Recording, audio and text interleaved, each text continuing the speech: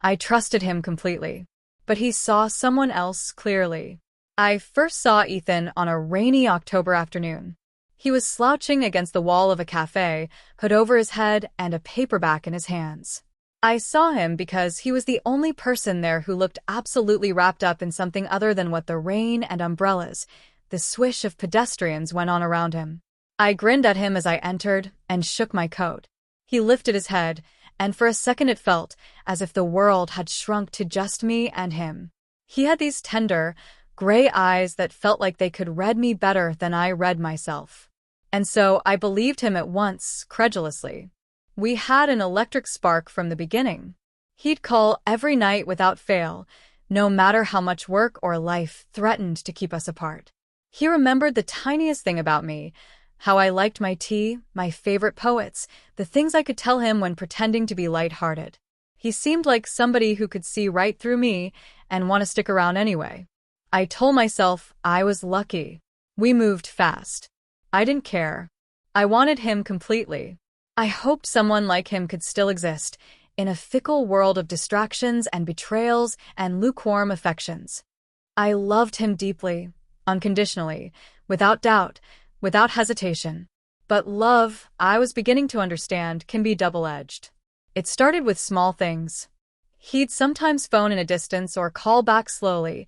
It was almost as if he had something else on his mind. At first, I dismissed it. I would tell myself he must be busy, stressed, or tired. I was telling myself that I was overthinking this, and I had to trust him more. Then came the texts. I stumbled upon them one evening when he accidentally left his phone on the kitchen counter. A name flashed, Clara. I froze. I shouldn't have peeked, but curiosity got the best of me. I didn't see much at first.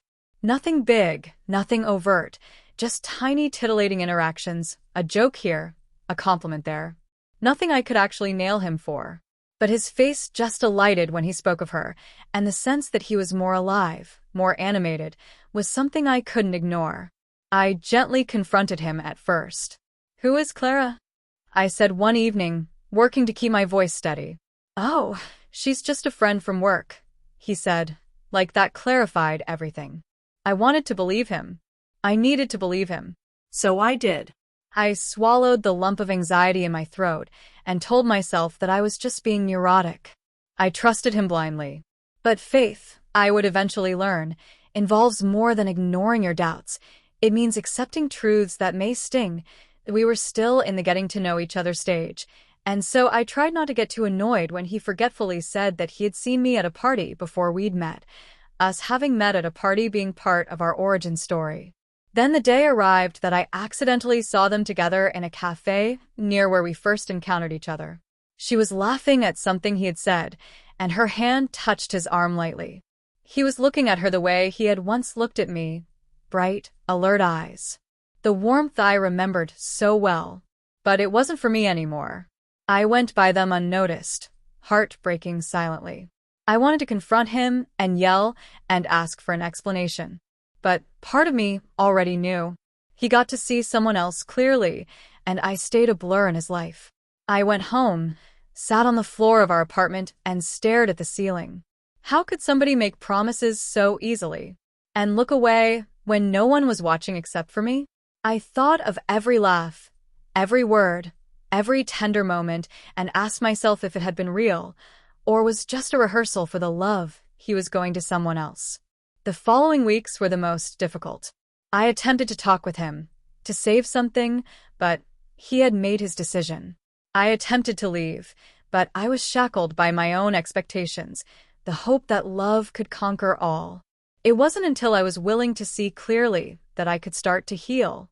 Only then did I see that my faith had been crystalline yet misguided. The hurt of betrayal was bitter, but even that disappointment was quickly consumed with bringing me inside. Now I could see what I had coming.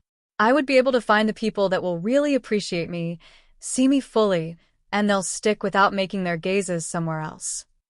Months afterward, I passed that cafe where we'd first met. I smiled to myself, not because I was over him.